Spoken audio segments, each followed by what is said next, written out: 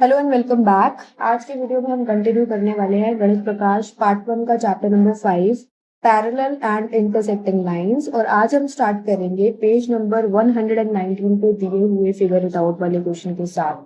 तो क्वेश्चन में दिया है can you draw a line parallel to L that goes through point A. तो ये पूछ रहा है कि यहाँ पर जो आपको एल लाइन दी हुई है, क्या आप इसके पैरेलल एक और लाइन ड्रॉ कर सकते हो जो कि पॉइंट ए को टच करते हुए जाए। और आपको क्या करना है, you have to use the geometry box tools, जैसे कि आपको रूलर और सेट स्क्वायर यूज करके ये लाइन को ड्रॉ करना है। ठीक है। और also you have to describe the method. आपने पॉइंट्स ऑफ कंस्ट्रक्शन भी लिखने हैं। ठीक है, जो भी आप पॉइंट्स लिख रहे हो, जो भी आप स्टेप्स फॉलो कर रहे हो, वो सब मेंशन करते हुए चल रहा है। तो देखो, अगर आपको ये लाइन एल दी हुई है, ठीक है, और यहाँ पर पॉइंट ए है, तो आप क्या करो, यहाँ पर एक रूलर को रखो। ठीक है, एक रूलर को हम यहाँ पर रखेंगे और फिर हम सेट स्क्वायर को कुछ इस तरीके से सेट करेंगे कि सेट स्क्वायर की जो एक साइड है ना, वो इस लाइन को बिल्कुल टच कर जाए। ठीक है, और जो दूसरी साइड है वो इस रूलर को टच करे। ठीक है, इस तरीके से हम सेट स्क्वायर को प्लेस करेंगे। ये हो गया हमारा सेट स्क्वायर। ठीक है,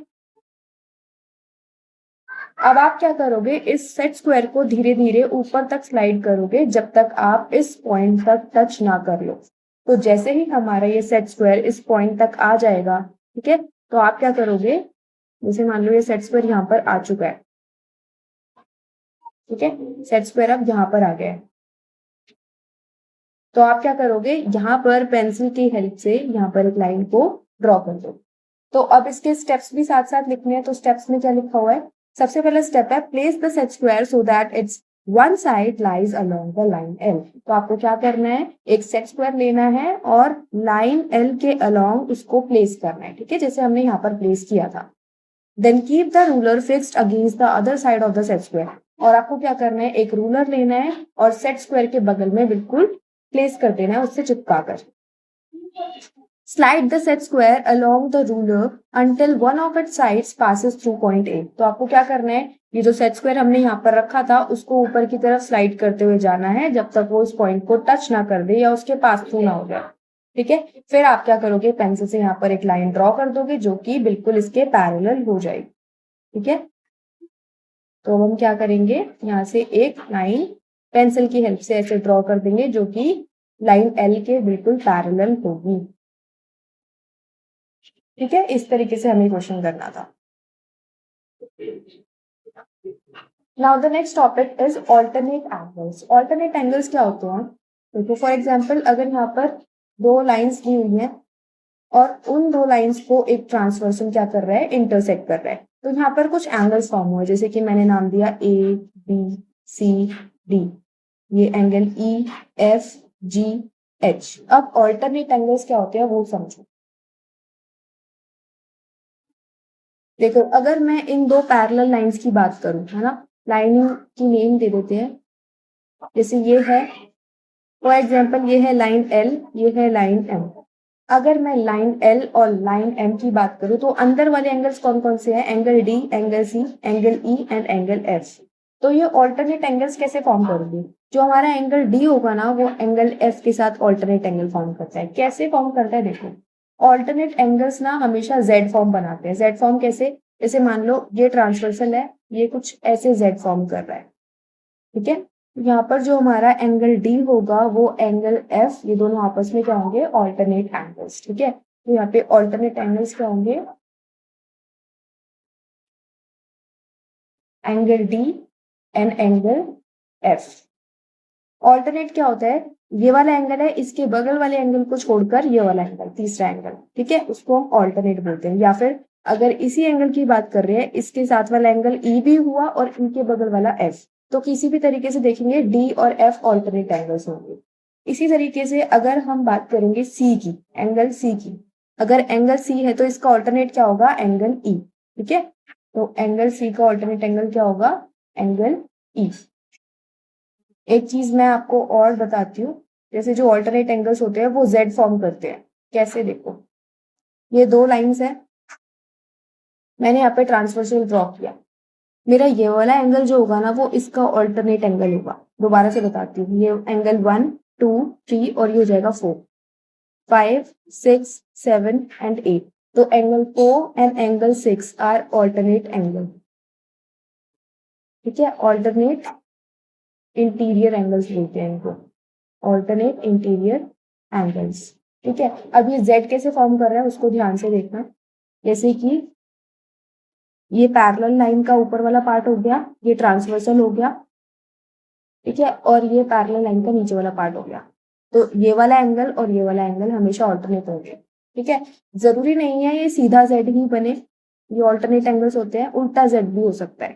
ठीक है, उल्टे जेड में ये हमारे बाकी बचे हुए दो एंगल्स होंगे। ठीक है, तो जैसे मैं आपको इसी में दिखा देती हूँ उल्टा जेड वाला।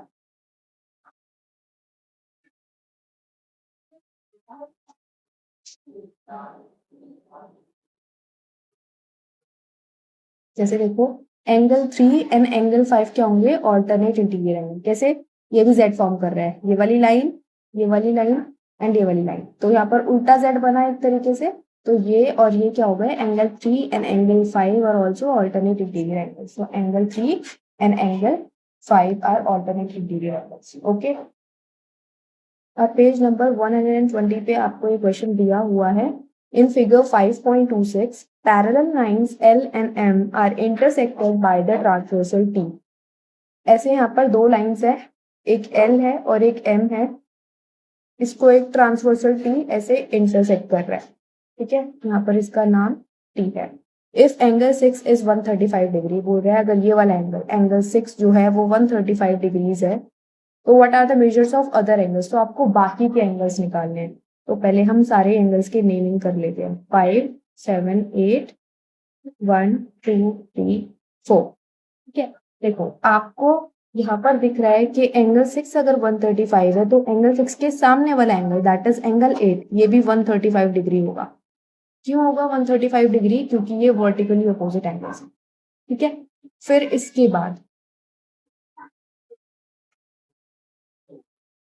बाद अगर मैं बोलूं एंगल 6 प्लस एंगल 7 इन दोनों का सम 180 डिग्री होगा। क्यों होगा, क्योंकि ये लीनियर पेयर है। ठीक है, अब लीनियर पेयर की हेल्प से हम यहाँ पर एंगल 7 फाइंड आउट करेंगे। तो देखो पहले हम एंगल 8 फाइंड करते हैं, फिर एंगल 7 फाइंड करेंगे। तो यहाँ पर देखो, in figure angle 6 is equal to angle 8 which is equal to 135 degree. आपको रीजन लिखना पड़ेगा, वर्टिकली ऑपोजिट एंगल्स। ठीक है, फिर इसके बाद आप बोल सकते हो angle 6 plus angle 7 should be equal to 180 degree. Reason क्या होगा, लीनियर पेयर। ठीक है, तो एंगल 6 आपको कितना दिया है, 135 डिग्रीज, और एंगल 7 आपको फाइंड करना है। तो एंगल 7 क्या हो जाएगा, 180 डिग्री माइनस 135 डिग्री हो जाएगा 45 डिग्री। तो एंगल 7 की वैल्यू क्या आ गई, 45 डिग्री। तो ये आपने 135 निकाल लिया और ये आपने 45 डिग्री निकाल लिया। ठीक है, तो यहाँ पर हम लिख देते हैं angle 7 should be equal to angle 5। क्यों, ये भी तो वर्टिकली ऑपोजिट एंगल्स है 5 एंड 7, तो angle 7 should be equal to angle 5 which is equal to 45 degree. अभी हमने फाइंड किया एंगल 7 45 डिग्री। रीजन क्या लिखोगे, वर्टिकली ऑपोजिट एंगल्स। ठीक है, तो हमने चारों एंगल्स निकाल लिए। अब ये वाले एंगल्स कैसे निकालेंगे, देखो मुझे बताओ, क्या एंगल 5 और एंगल 1 कॉरेस्पॉन्डिंग एंगल्स हैं? क्या angle 6 and angle 2 corresponding angles हैं? क्या एंगल 8 और एंगल 4 कॉरेस्पॉन्डिंग एंगल्स है? और एंगल 3 एंड एंगल 7 भी कॉरेस्पॉन्डिंग एंगल्स है। और अगर लाइंस पैरेलल होती है तो कॉरेस्पॉन्डिंग एंगल्स इक्वल होते हैं। तो हम यहाँ पर बोल सकते हैं angle 1 should be equal to angle 5 which is equal to 45 degree. Then angle 4 should be equal to angle 8 which is equal to angle 8 कितना था 135 degrees. then angle 2 should be equal to angle 6, which is equal to 135 degrees, and angle 3 should be equal to angle 7, which is equal to 45 degrees. और सबका reason क्या लिखोगे? Corresponding angles.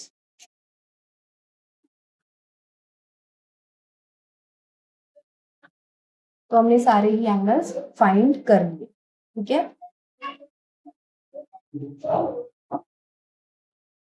यहाँ पर 5 हो गया 45 डिग्रीज, ठीक है।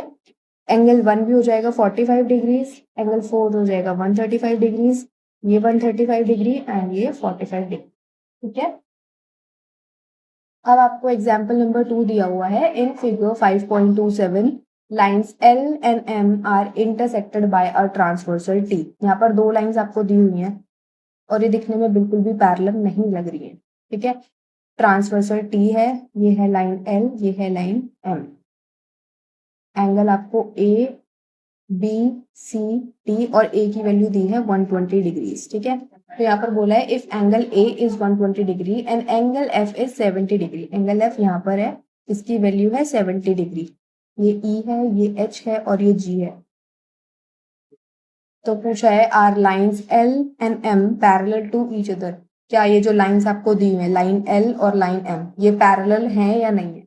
तो मैंने आपको बताया था लाइन्स पैरेलल शो करने के लिए आपको क्या करना पड़ेगा? कॉरेस्पॉन्डिंग एंगल्स को इक्वल शो कर दो।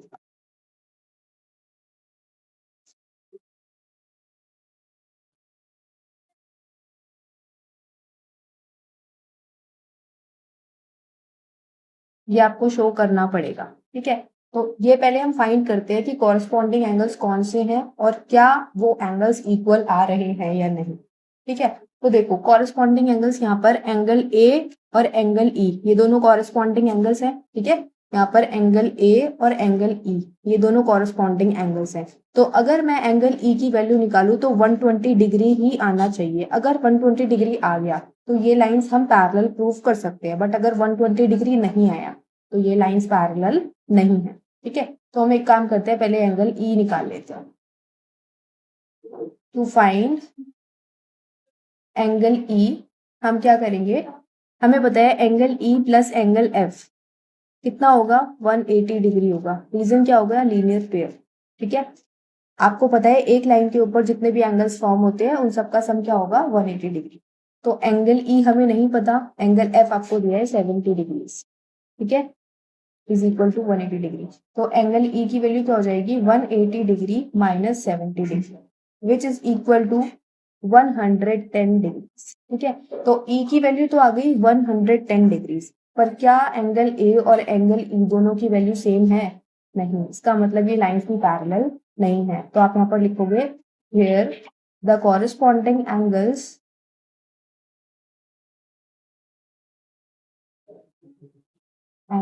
कौन कौन से?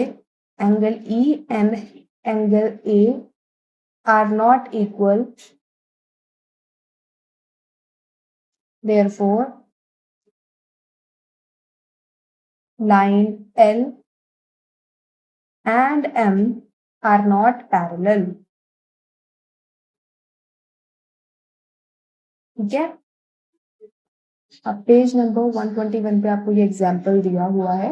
इन figure 5.28 parallel lines L and M are intersected by the transversal T। तो यहाँ पर दो पैरेलल लाइंस है, ठीक है। एक का नाम है L और एक का नाम है M और ट्रांसवर्सल T है यहाँ पर।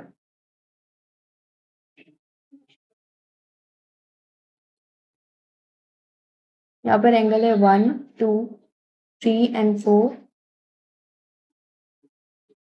ठीक है।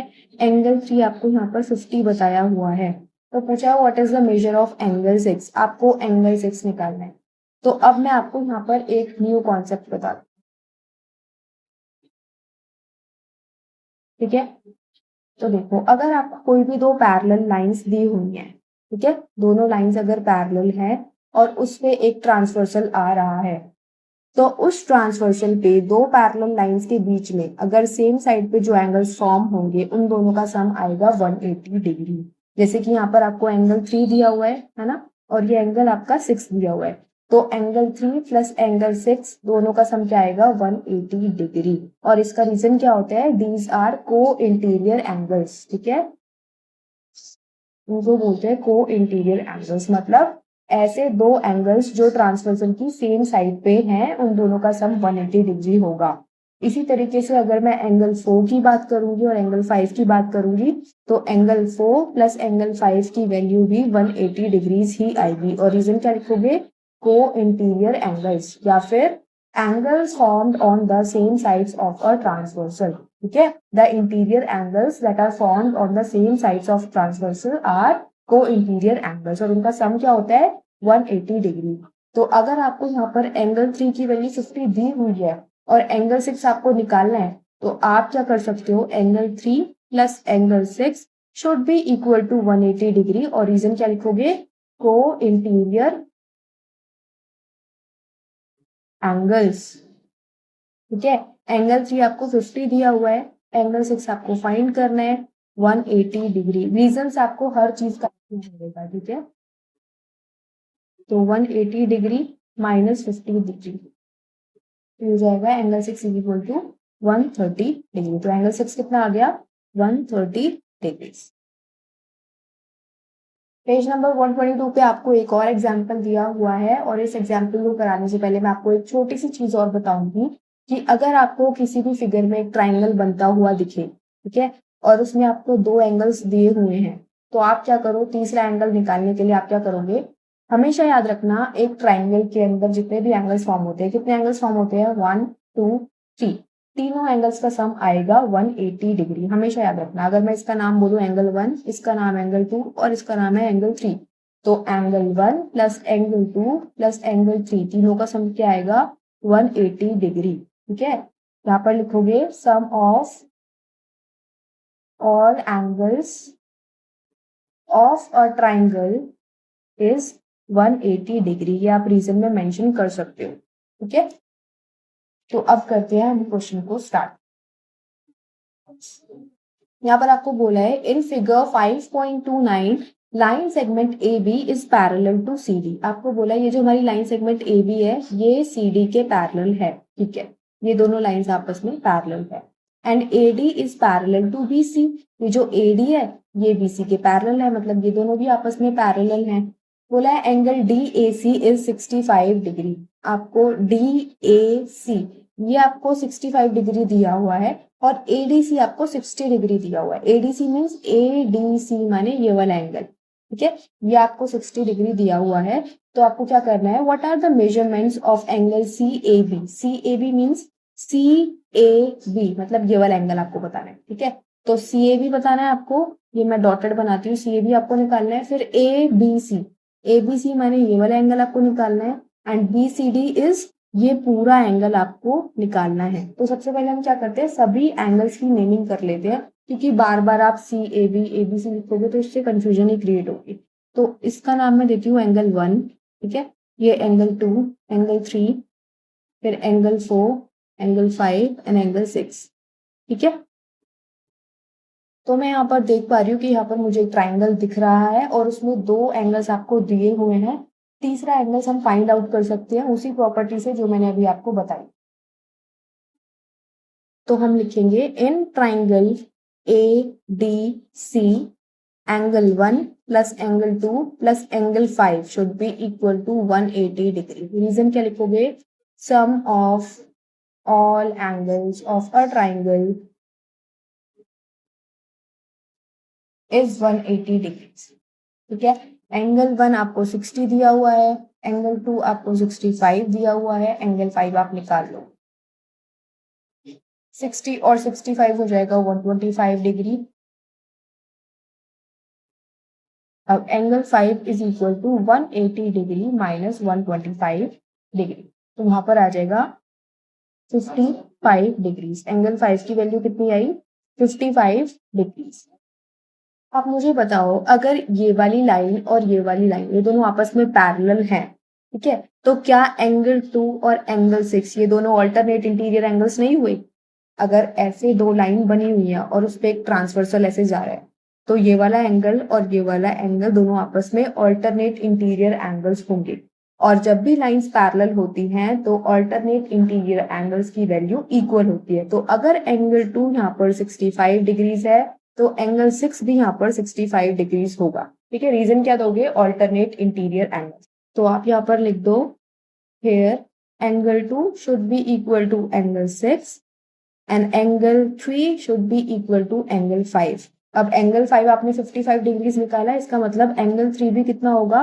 55 डिग्रीज। और एंगल 2 आपको ऑलरेडी पता है 65 डिग्रीज है, तो एंगल 6 भी कितना हो जाएगा? 65 डिग्रीज। ठीक है, रीजन दोनों का क्या लिखोगे? Alternate interior angles. ठीक है, अब हमने यहाँ पर एंगल 2 निकाल लिया, एंगल 3 निकाल लिया, एंगल 5 और एंगल 6, ये चारों एंगल्स निकाल लिए, 2, 3, 5, 6। अब बचा एंगल 4। तो 3 हमने कितना निकाला? 55 डिग्रीज और 6 है 65 डिग्रीज। तो यहाँ पर मुझे दोबारा से एक और ट्राइंगल दिख रहा है। ठीक है, तो यहाँ पर लिखोगे आप इसके बाद इन ट्राइंगल ACB,